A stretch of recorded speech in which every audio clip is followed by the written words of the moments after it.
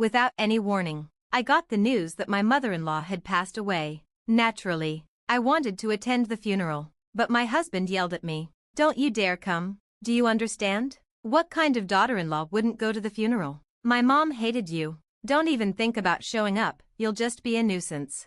Although my relationship with my mother-in-law was never close, she was still gone, and not attending the funeral as her daughter-in-law felt very disrespectful. Ignoring my husband's words, I decided to go to the funeral home, even though it was a bit far away. When I arrived, I saw my husband leading the mourning rituals. Wait, what's going on here? Whose funeral is this? What I discovered next was a shocking truth that was hard to believe. My name is Sophia. I'm 30 years old, and I've been married to my husband William for 3 years. Things were good back then, but not anymore. I won't sugarcoat it, I'm not happy with my marriage. The main problem is my husband. I became a housewife after we got married because when he proposed, he asked me to quit my job and stay home. Since I was just an office worker without much passion for my job, I agreed and quit, but that was a mistake. In the first year of our marriage, things were relatively fine, but in the second year, things changed. I used to get $11,000 a month from my husband for living expenses, but suddenly it was cut down to $500. "William, making ends meet with just $500 is impossible," I said. "I'm covering the rent. All you have to worry about is utilities and groceries, right?" he replied.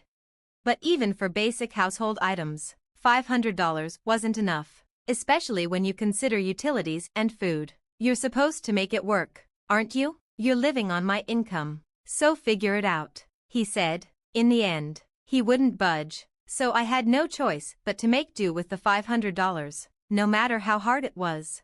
My husband eats more than the average person, which makes things even harder. After a year of living off my savings, I watched my balance shrink steadily since I had no income. Every time I checked, the number got smaller and smaller, and it filled me with a deep sense of dread. What will happen to me when the account hits zero? $500 just isn't enough, no matter how hard I try. William shows no signs of increasing the household budget. What am I supposed to do? That's when I decided it was time to go back to work. Even if I could only find a part-time job, I might be able to earn between $800 and $900 a month, which would make life easier. That night, when I suggested the idea to my husband, he reacted strongly, almost in shock. "Work? You can't be serious." "No way," he said. "Why not? It would give us more breathing room," I replied. "If life is tough, it's because you're bad at budgeting. It's your fault," he shot back. "I've done all I can, but life is still hard. That's why I've been considering other options." Playing the victim. "Huh? You only live because of me. How dare you even suggest that?" His dismissive tone fueled my growing anger, and before I knew it, I was yelling at him louder than I ever thought I could. "Enough is enough. You're the one who wanted me to be a housewife. Since when does yelling solve anything? I just want you to understand, how can anyone make ends meet with just $500? Shut up. Stop blaming others and figure something else out. You loser," he spat, pushing me aside and storming out of the living room. I fell to the floor, tears streaming down my face. Why is this happening? All I wanted was a peaceful married life. I always felt the need to talk to someone about my worries, but my parents live far away, and visiting them isn't easy. I couldn't stay silent anymore, so I tried to talk things out. On the other hand, my in-laws live only an hour away by car, but my husband doesn't get along with them, so we've had no contact with them since we got married. Talking to my in-laws was pretty much out of the question. After getting married, I moved closer to my husband's workplace, making it difficult and expensive to meet up with my old friends. As for my friends back home, I can only imagine what they'd say if I tried to meet up with them. So here I was, living in fear of my own husband. Then, things started to change. Recently, my husband has been spending less time at home. He started working late and going on more business trips, so he's rarely home for dinner. If he's not eating at home, I don't need to buy as many groceries, which helps me manage with the $500 he gives me each month. Also, I've started working from home and now make about $700 a month. I've begun enjoying a more independent lifestyle, especially when he's not around, and this has been going on for about a year now. Lately, My husband has been too busy with work to come home much, but when he does, he treats me terribly and shouts insults at me. Recently, he hasn't even been giving me any money for living expenses. Then one day, something unexpected happened. When my husband came home from work, he seemed really shaken. Without any warning, he blurted out, "My mom is dead." "Wait, what? Are you joking?" I asked, stunned. "Why would I lie about something like this?" he yelled back. "But your mom was still young. I'll go to the funeral with you the day after tomorrow," I said. He caught me off guard with his response. "No, you stay here." "What do you mean? Why would you go alone to your mother's funeral?" I asked, confused. "She's my mom, so I should be the one to go. You don't need to come," he said. "Wait a minute, that's ridiculous. She's my mother-in-law too," I protested. "That doesn't matter. I'm enough for my mom's funeral," he insisted. "Are you serious?" I couldn't understand his reasoning, and my frustration grew. His impatience was obvious as he said, "Just don't come to the funeral, got it?" "What are you talking about? What kind of daughter-in-law doesn't attend her mother-in-law's funeral?" "Enough. Mom hated you, okay? Just don't show up at the funeral." "What? My mother-in-law hated me?" "Yes, exactly. So even if you did come to the funeral, my deceased mom wouldn't be happy." I can't believe this. My chest hurt as the harsh truth hit me. Seeing my reaction, my husband sighed in annoyance. "Enough already. If mom hated you, dad feels the same. Your presence would just make everyone uncomfortable." "Fine, I get it. Just stop," I said, feeling defeated. "Good, don't come to the funeral," he said, pressured by my husband. All I could do was nod. 2 days later, early in the morning, my husband was busily getting ready, quickly putting on his clothes. When he went to the bathroom, I picked up his discarded pajamas. That's when I noticed his phone left open on the table. It looked like he had been checking out the venue for today. The driving directions were up on the screen. It was about a 40-minute drive from home. Something felt off. Wait, something's not right. That direction isn't toward William's family home. It would take at least an hour and a half to get there from his parents' house. Why would they choose a location so far away? Caught up in these thoughts, my husband returned from the bathroom. Having finished setting his hair, I quickly moved away, pajamas in hand, making sure he didn't notice I'd seen his phone. He said, "I'm leaving," and walked out the door. Still feeling uneasy, I decided to attend my mother-in-law's funeral, dressed in mourning clothes. When I arrived, I couldn't believe my eyes. The seats for the family and staff were filled with unfamiliar faces, and there was my husband, giving a speech as the chief mourner. "Thank you all for gathering here today in honor of my wife," he said. "My wife, Riley?" I watched in shock as William shed tears, pretending to be a grieving husband. Normally, I would have confronted him right away, but I couldn't bring myself to break the solemn atmosphere. Just then, I overheard a conversation between some women sitting behind me. "Did you hear? The chief mourner is divorced." "Really? He seems so steady."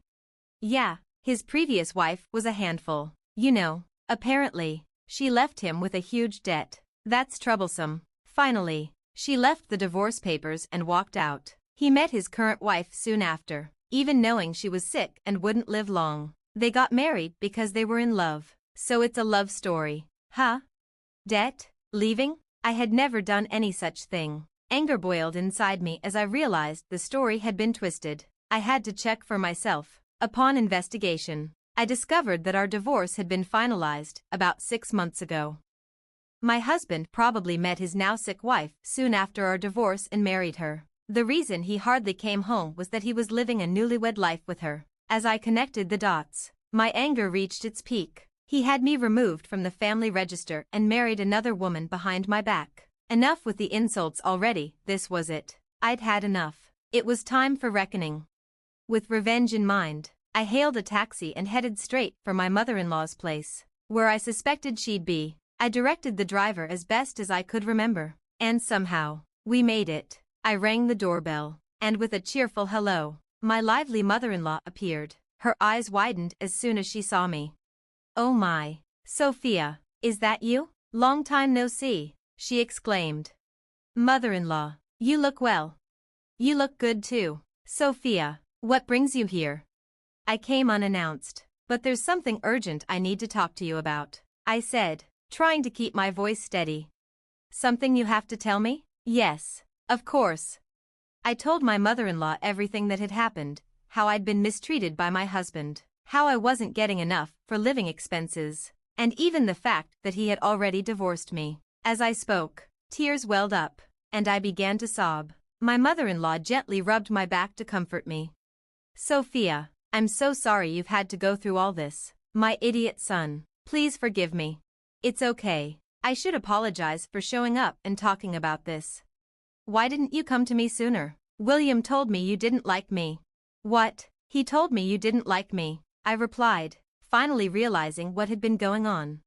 It hit me then. My mother-in-law and I had been deliberately kept apart. My husband probably thought it would be troublesome if she and I got along, especially if it went against his plans. Meanwhile, without my knowledge, he'd apparently asked his family for financial help multiple times, blaming it all on me. Sophia's sick and needs money, he'd say. Sophia can't work, so things are tight. Please help, for Sophia's sake, and so on.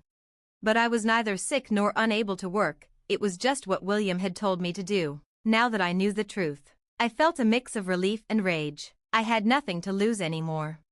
Fighting my fear, I shared my plan for revenge with my mother-in-law and decided to return to the funeral. Although the service had ended, a few people were still around. I approached one of them and asked, "Excuse me, do you know where the deceased's family lives? I couldn't make it to the funeral, and I want to bring some flowers later." Pretending to be an acquaintance, I managed to get the address of my husband's mistress's family home.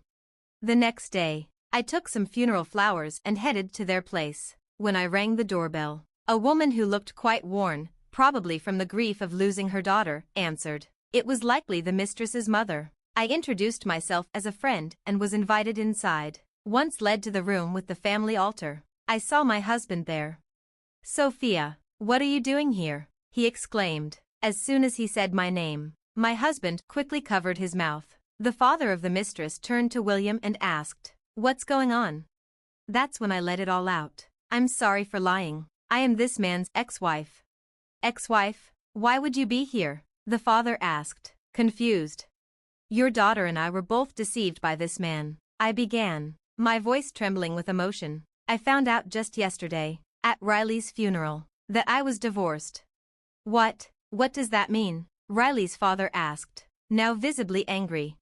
"He told me it was my mother-in-law's funeral and told me not to come. I suspected something was off, so I followed him, only to find out it was the funeral of his new wife," I explained. "What's the meaning of this, William? Explain yourself," Riley's father demanded. At the sound of his furious voice, William's face turned pale, and he looked down, unable to meet anyone's eyes. The atmosphere, once heavy with sorrow, shifted dramatically as the truth began to unfold. As if sensing his wrongdoing, Riley's father's face turned beet red, and his body trembled with anger. Amidst all this, I prepared to execute my final act of revenge. Just then, the doorbell rang, and Riley's mother went to answer it. When she returned, she was accompanied by my mother-in-law. "Mom," William stammered, sweat breaking out on his forehead as he visibly shook. My mother-in-law didn't waste any time. She proceeded to give him a piece of her mind. "Causing trouble for others, what do you think you're doing? Pay back the money you borrowed from us right now, and don't you dare blame Sophia," she scolded. "Wait, Mom, this is not the time to. You owe an apology to Sophia, to that woman, and even to your parents right here, right now. Do you even understand what you've done? Declaring me dead and removing Sophia from the family registry, that's the height of disrespect. Mom, can we talk about this later? This isn't the place to." "That's exactly why it's the right place. It would be unfair to the other woman and your parents if I didn't say something. I'm here to make sure everyone knows what a loser you are," my mother-in-law declared.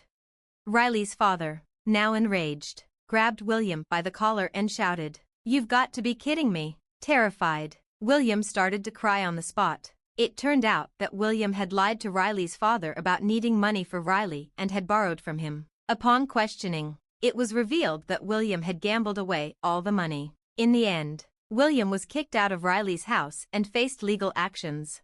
Ignoring his tearful face, I turned my back with my mother-in-law and started to walk away. But just then, a desperate voice called out from behind. "Wait, Sophia." I turned around slowly.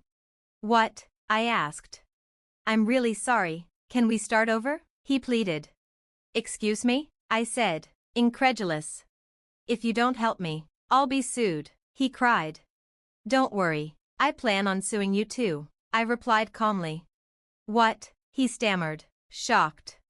I had already made up my mind. After all the unfair treatment and the fake divorce papers, I was determined to take legal action. "Please forgive me," he begged. But I was fuming. I unleashed all my pent-up emotions on him. "Do you think saying sorry will make everything okay? Do you even understand what you've done? Filing for divorce without telling me is illegal. Your apologies are worthless because you've been lying and manipulating people for money." "Utterly worthless," I said, my voice rising. "Sophia, please, wait," he pleaded again.